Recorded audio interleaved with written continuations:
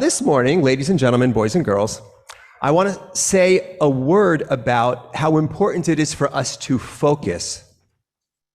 There's a lot in our lives that's swimming around. There is a lot that can make us feel like we're not quite sure where we should be looking and what we should be emphasizing. And I am, in the course of the next couple of minutes, going to talk a little bit about Moses, our teacher. I'm going to refer to the Ted Lasso show, which some of us might be watching and enjoying. And ultimately, I want to give us a sense of how it is that we need to focus in our own lives. So I'll start with Moses. Moses, at a certain point in his life, was told by God, you are only going to get this far, and you're not going to get any further. You are not going to be able to enter the promised land with the people. And Moses was incredibly disappointed when God told this to him. And Moses, in fact, continued to push back and to say to God, I am begging you. I've been with these people. They haven't been so easy. Let me just cross the Jordan River and see this beautiful land and just take them to the next place. And God, at a certain point, says to Moses, Al tosef daber elai od badavar hazeh. Stop talking to me about this matter. It was very firm, maybe a little bit harsh. And you know what happened after that? Moses started to shift his focus. He understood that he would get up until this point and no further. And that allowed him to concentrate on what he needed to do. When God set the boundary, he actually liberated Moses to be able to take different steps, to establish a legacy, to be able to teach in a way that he could not have if he had held on to this hope. God set a boundary, and Moses was able to focus. Now, there is a sweet show on TV. I won't say a lot about it, but it's about a guy named Ted Lasso who becomes a very unlikely soccer coach. And there is one player on the team by the name of Roy Kent. And there's a cheer that everybody does while Roy Kent is playing soccer. I have to clean it up by leaving out one word for the sake of this holy space. But what everybody is yelling when he's playing soccer is he's here, he's there, he's everywhere. Sometimes we try to be here and there and everywhere. We are worried about what this one thinks, and we are trying to live childhood dreams that maybe are no longer realistic for us. And so we are investing our energy in all sorts of different places that don't allow us to focus and might not allow us to be our truest selves. So I'll speak personally. I know at this point in my life, I am not going to become the crown prince of a foreign country. I know that I am not going to become a professional ballet dancer.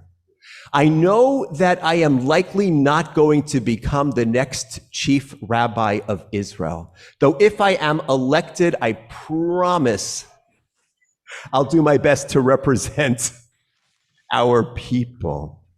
Understanding that actually releases me to focus my energy on that which I can do well, to face the people in my life that reward my energy and don't drain my energy.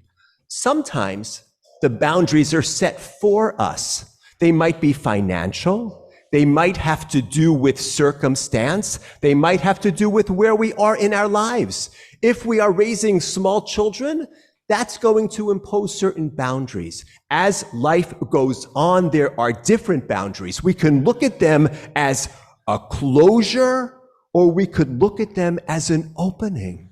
Where can I use my energy? To which enterprises can I give my gifts? When God says to Moses, this far and no more, Moses realizes that he now has to leave a legacy.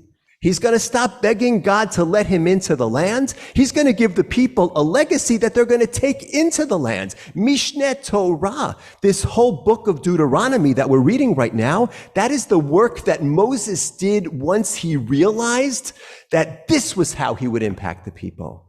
And he had beautiful teachings, and he gave them poems and songs.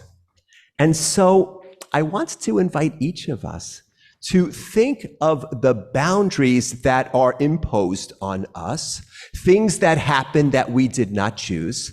But I also want to invite us to think about the boundaries that we might want to impose. So if I ask you, are there people in your life that suck the energy out of you, and you spend so much time and energy of your own trying to get them to appreciate you?